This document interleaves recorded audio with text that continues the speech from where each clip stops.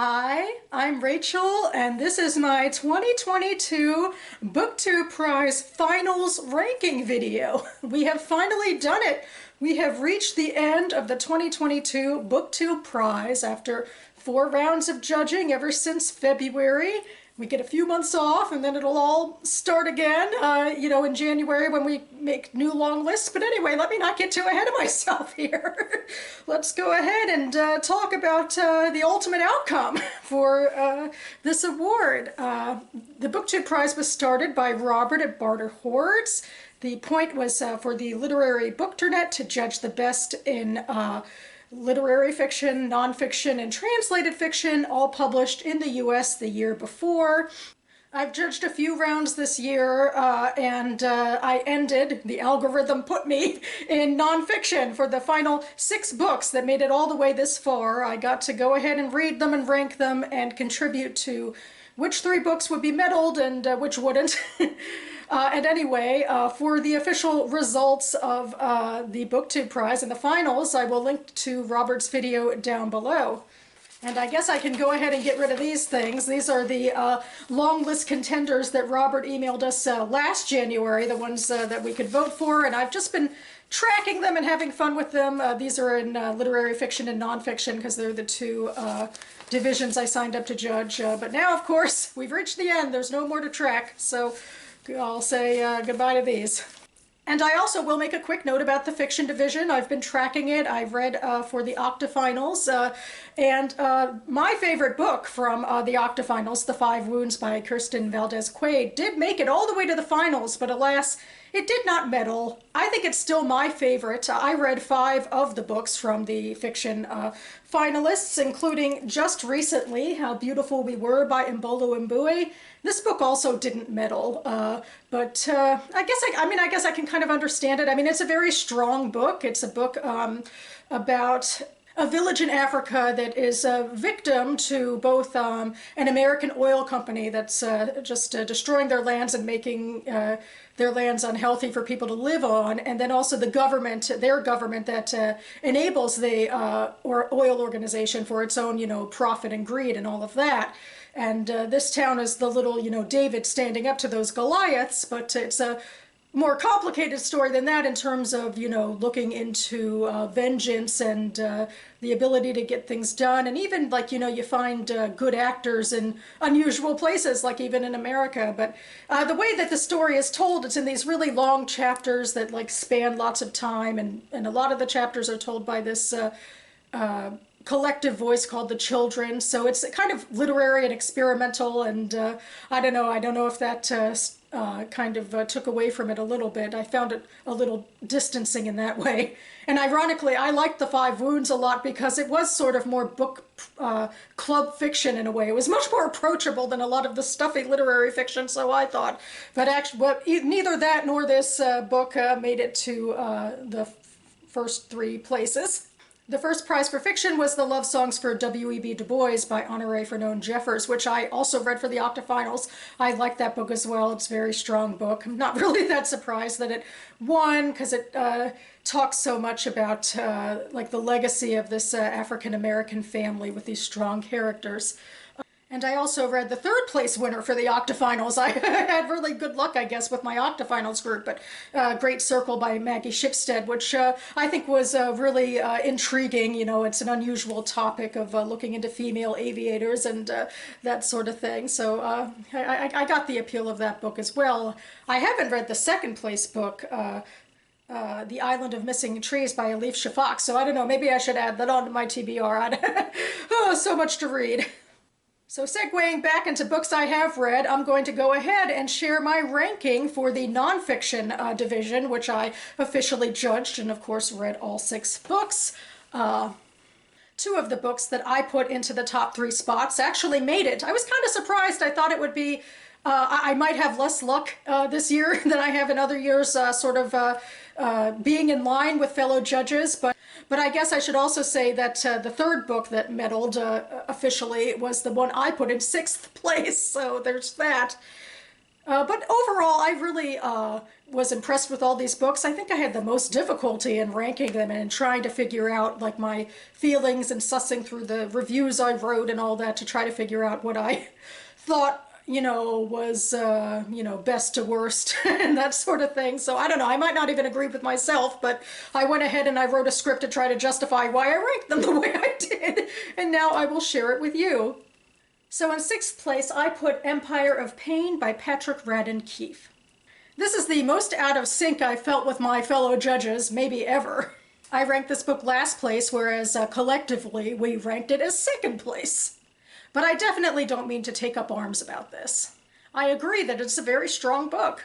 Very compelling as it often is when a family with undue power and privilege tries to sweep its skeletons under the rug and then an author like Keefe comes out with a vacuum cleaner. Is that a decent metaphor? Eesh. So yeah, in a way, this is the joy of Schadenfreude. But I also give Keefe props for the massive amount of research he did to get this book off the ground while at the same time facing massive pressure, allegedly from the Sackler family. He unearthed some truths that the public deserves to know about the advent of OxyContin. I also think he intriguingly analyzed a family for the ways that legacy, science, art, philanthropy, and marketing shaped their self-perception. But of course, family isn't a single-celled organism. The most well-developed character in the book died even before OxyContin was dreamed up. And the rest did come off as a bit flatly, evil. I think Keefe could have parsed more questions about culpability, especially for families on the outskirts of the company, with a little more nuance. And I especially raised my eyebrow at Keefe's treatment of Joss Sackler, which I think projects bias against so-called shallow, wealthy women. And suddenly I was looking less at what was going on with the family and more about what was going on with him. So, in 5th place, I put A Little Devil in America by Hanif Abdurraqib. I wrote in my Goodreads review, which I can finally post, yay, that in this finals round, even the essay collections are strong. I've been a little wishy-washy in this particular subgenre in the past. But anywho, in a very broad sense, this one addresses Black performance in America. There are essays about singers and boxers all the way to like the art of performance and playing cards. Arguably, there's an essay in here for people liking a large variety of topics. Some of Abdurraqib's subjects were contemporary or contemporary to fellow millennials. Others made their marks in the past.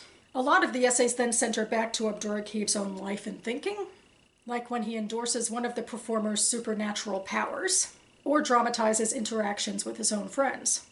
He's a poet, and his use of language in the essays was a little hit or miss for me. He made excuses for many of the bad behaviors of his subjects, but I do respect that we live in a complicated world where people are more than just one thing, hence maybe some of my issues with book number 6. I do think Abdurraqib took some things a little too far, particularly when espousing violence on 9/11. Which I don't think he can wave away with his legitimate critiques about capitalism. His nods to the ideas of misogyny and homophobia in culture felt slight. But since he was so often speaking directly from his own experience, some narrowness is to be expected. I thought a lot about the push and pull between Abdurraqib's interest in ordinary lives versus highlighting the extraordinary accomplishments of his subjects. Maybe the collection was uneven, but it was also creative and thought-provoking. In 4th place, I put Chasing Me to My Grave by Winfred Rembert. Speaking of Black American performers, Rembert was an artist who carved engravings on pieces of leather and also illustrated them and, colored them in. He was famous for this, and he also died the year this book was published. He told his life story to Aaron Kelly, a professor of philosophy at Tufts University, which, interesting, would not be my first assumption for a ghostwriter. But that's neither here nor there. Winfred Rembert grew up in Georgia during the years of Jim Crow segregation. He was subject to all sorts of abuse, from racist talk to an almost lynching. He lived a downtrodden life, often in and out of jail, and it took him a while to find his art. When he did, what surprised him most was the public's interest in his own story, rather than that of activists and famous civil rights moments. which again harkens back to what I said about the last book, about the power of ordinary moments in life. Ordinary, after all, can still be harrowing. But love can also be central, as Rembrandt made clear through the passionate depiction of his courtship and marriage to his wife Patsy. Though I do think that might have been some of the weakest parts of the book, because there's only so many ways you can put someone up on a pedestal. Patsy even got to narrate her own chapter, which could be useful, especially for documenting those years when Rembrandt was in prison. But it was also jarring. This was supposed to be his book. A far more minor quibble is the way that the artwork, of course, didn't pop off the page the way that those pieces would if you saw them in real life. But I was still glad we got to see them, which essentially brings the second side of this mixed media project together. In essence, this is a memoir with a strong voice, and thus, I think, the ballot book that came the closest to fiction. Yay, Team Fiction! Had to get that out there. And it was definitely a very moving account of one man and his life's experiences. Very glad we got to get this before he passed. Now for my top books! In third place, I put Under a White Sky by Elizabeth Kolbert. This is a science and nature book, which I don't always rate highly, so I'm very excited to get the chance to do it here. Hopefully I can back it up with my analysis on this book, which, after all, did not officially meddle. One thing I did a couple of times in my written review was to compare aspects of this book to aspects of science fiction series that I respect. So automatic bias there. I also compared it a bit to my first place nomination for the BookTube Prize, so spoilers ahoy. I'll try to skirt around them. This book is about environmental catastrophe. And the thing that intrigued me the most about it was the way that Kolbert encouraged us, or at least me, to think in new ways. Like, maybe all our attempts at progress for fixing past mistakes aren't as unilaterally hopeful as we might like. Still, Kolbert talks to scientists on the cutting edge and visits their work sites, places they create, such as a sea simulator for breeding coral reefs, or the means to send carbon emissions deep underground. The fact that she's taking these ideas even somewhat seriously makes her a bit controversial, I think, or at least that's the impression I got from the book. But for Kolbert, doing something is better than doing nothing. One just has to come to the table with the understanding that catastrophe is inevitable. But we'd be on better footing to work with it than to just wait for the tidal wave to come. Very fascinating, and I hope I'm portraying things correctly. I do think there's a bit of a bar of entry here when it comes to an understanding of science. Elsewhere, Kolbert touches upon, but doesn't go deeply into, the realization that the most downtrodden groups in society are the ones that pay the biggest price for environmental catastrophe. See, Hurricane Katrina is an obvious example. But she was more focused on the big picture of trying to fix things with these crazy ideas, and that impressed me too. It certainly gave me new things to think about, and wondrous, if not terrifying, sights to behold. In second place, I put Facing the Mountain by Daniel James Brown, and maybe I should feel the most conflicted about this one. This is the first time I've read a book on my ballot months ahead of time. In this case, because I read it for the quarterfinals. And I also rated it as number 2 in that ballot, so eesh. Or I don't know, maybe it's more fair to not read the book again, so that my first impressions for every contender rule the day. But anywho, this biography largely chronicles the experiences of the 442nd Infantry Unit in World War II. This unit was made up of Nisei, or Japanese-American citizens. Many of their families were living in internment camps during the war due to racial animus. As the war raged on, age-appropriate young men were given the option to fight and embrace that sense of patriotism, and they did. The 442nd Unit was part of the European theater, and in fact they suffered heavy losses, which is compelling and harrowing enough to read on its own. But Brown also breathed life into his subjects. He parsed the differences between those Nisei from Hawaii versus the mainland, and also went into their individual drives. Alongside the unit, he also chronicled the life of Gordon Hirabayashi, who fought the U.S. courts over the treatment of those of Japanese descent in America, and in essence the authoritarianism on the home front. The book doesn't go deep into the ideals behind political realities, but Brown makes them come alive through the characters, and I'd say that's arguably more effective. I would contend that there are a lot of names to remember, and occasionally Brown's narrative does slip into the hyperbolic. But to me, this was an example of history done right, reminding us that we are all people, all living multifaceted realities, no matter when we're from. And finally, in first place, I put How the Word is Passed by Clint Smith. I teased when discussing my third place book how Smith does this in innovative ways.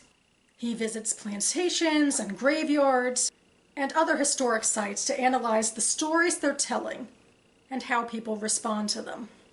He largely stays in the American South, but he also goes to New York and even Senegal to parse the complicated truths behind the slave trade and the economy it engendered. And he doesn't come down hardcore on the idea of fact either. He posits that memory exists somewhere between fact and nostalgia. So nostalgia without much basis in fact, which he found at a Sons of the Confederacy event, is one thing. But a slave transport house in Senegal, which fudges some of the numbers in order to dramatize the pain of so many unknown stories, is something else. I find that fascinating, and maybe I'm biased because it plays into my beliefs about the nature of truth. Truth is a multifaceted thing, like Thomas Jefferson being both a great thinker and seminal American founding father, and also a man who betrayed some of his own ideals and owned human beings. For so long, we've just been telling ourselves one story about him. And now the historical group behind Monticello, his central home and a plantation, is telling another. Smith goes into these examples and more.